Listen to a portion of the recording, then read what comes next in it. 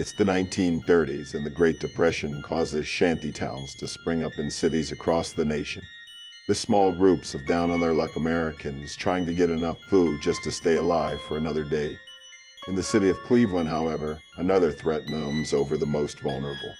An unidentified serial killer has the citizens in Kingsbury Row living in terror, and even the most famous law enforcement officer in the country can't stop them.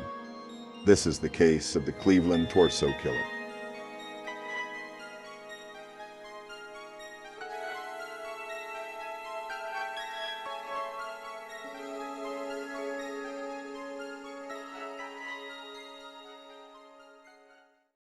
September 5, 1934. The body of a woman washes up along the shore of Lake Erie in Cuyahoga County, Ohio. Her head and arms have been cut off, and her legs decapitated at the knees. A wider search of the area turns up some of her remains, but her head is never found. It's clearly a homicide, and there's evidence that the killer tried to cover up the crime. This victim would be dubbed the Lady of the Lake by investigators in the press, and she would prove to be the first victim in a series of similar crimes in the area. Remember that of the 13 victims, only 3 could be positively identified. The rest were either Jane Doe or John Doe. The Lady in the Lake was really the first victim of the killer, but it would be more than a year before another victim was found, so she wasn't really considered part of the case at first. November 1st of the same year, a homeless man reports a strange incident in which a doctor he met offered him some food. He began to feel sick while eating it and believed he'd been poisoned. He reportedly ran away and climbed into a boxcar of a train and woke up 3 days later. He's unable to offer any details about the man that offered him the food. Whether or not this was a failed attempt by the killer to take another victim would remain unclear for the time being. September 23, 1935, over a year after the Lady in the Lake is found, Edward Anthony Andrade is found dead in the gully at the end of 49th Street. He had been decapitated, wearing only socks, with rope burns on his wrists.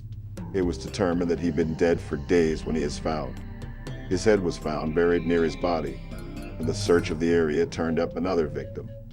John Doe 1 had been burned and appeared to have been shaved in an apparent attempt to hide their identity.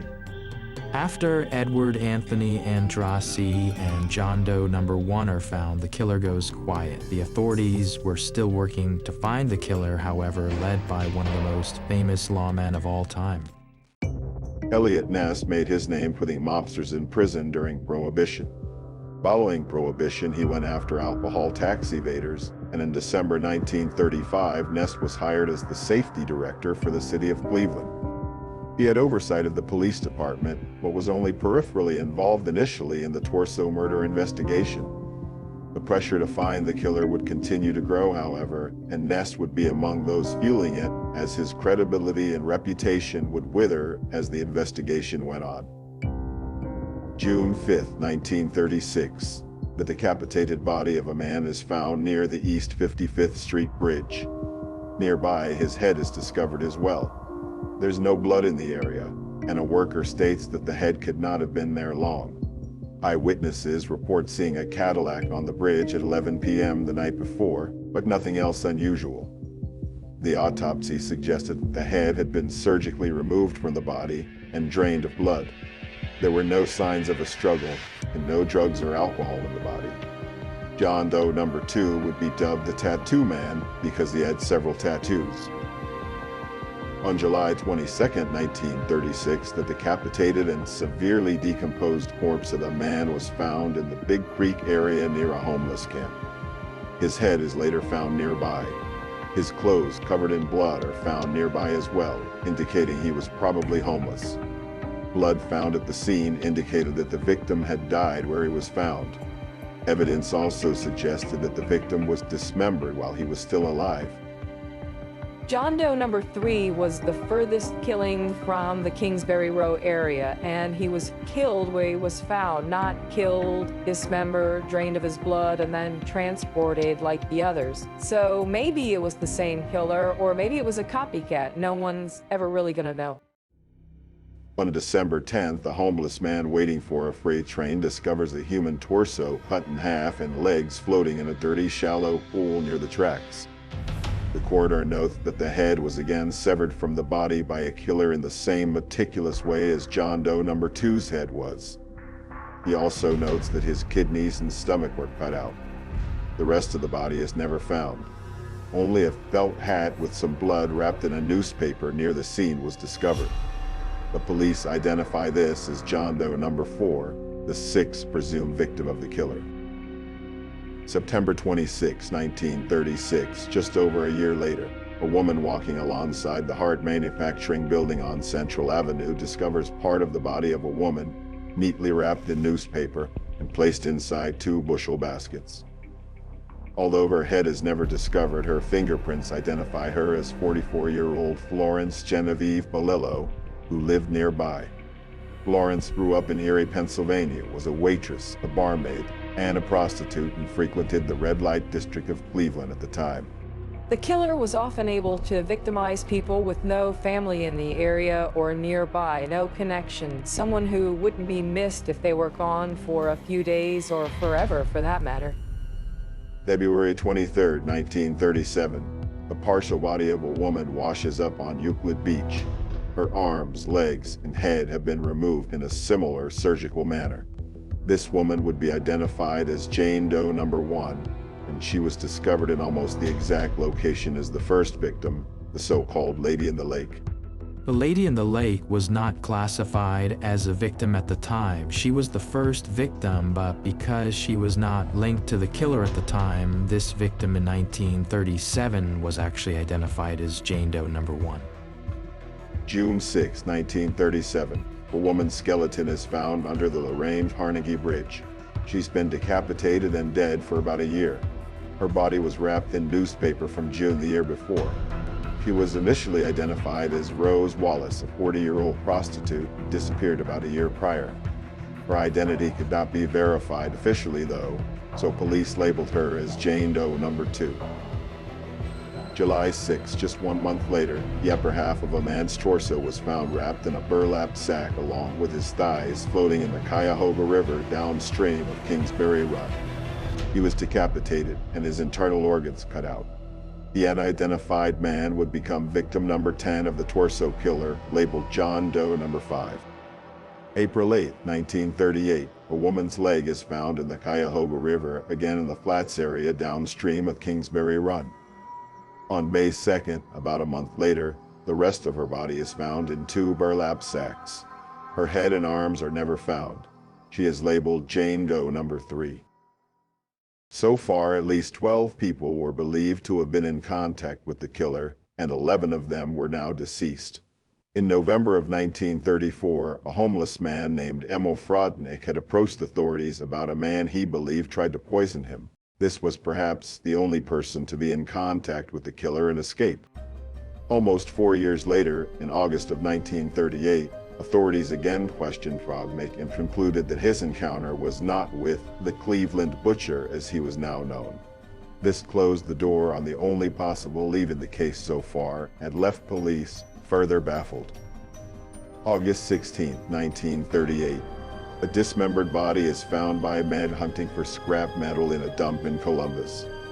Jane Doe number 4 was wrapped in rags, and she'd been dismembered in a similar way. But unlike other victims, her head and hands are found with the body. On the same day, John Doe number 6 is found nearby. He had also been dismembered and decapitated like the others. The killer had now taken at least 14 lives. These 2 bodies were found within sight of Elliot Ness's office, a slap in the face to him for sure. The killer seemed to be taunting him, and Elliot Ness took this all very personally. In December of that year, Ness would get a letter presumably from the killer.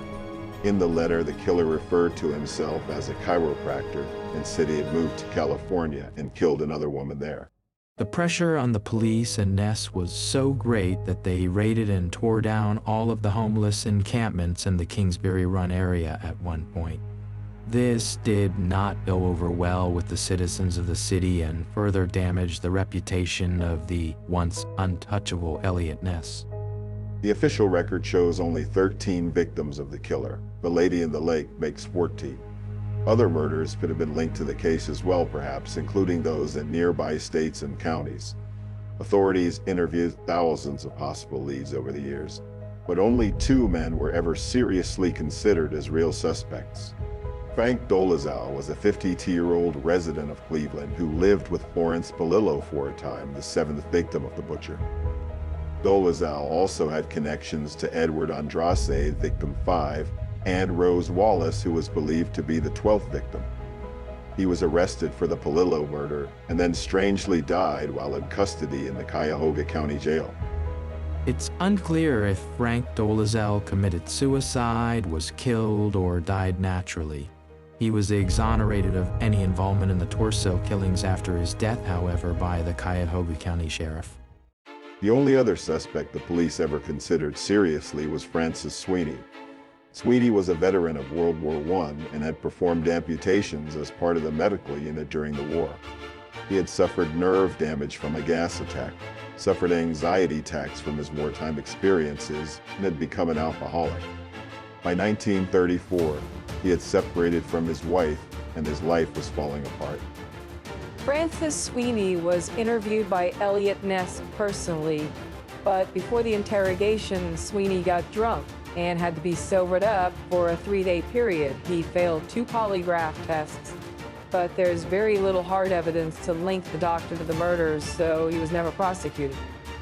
Sweeney was eventually confined to a hospital where he sent threatening postcards to Ness all the way up until he died in the hospital in 1964. Other possible suspects came to light in the decades that followed, but no other serious suspects were ever questioned in relation to the murders, and the case is still unsolved to this day. Elliot Ness would go on to say that the Cleveland Torso murder case would haunt him for the rest of his days. It's a case that still haunts the city of Cleveland as well. What do you think? Did Frank Dolezal or Francis Sweeney commit the murders? Was it someone else? Let me know below in the comments. If you have any information in the case, please let me know as well in the comments. References are available in the description. If you enjoyed the video, please click the like button and consider subscribing. Or in case you forgot, I'm Art Intel. Thanks for watching.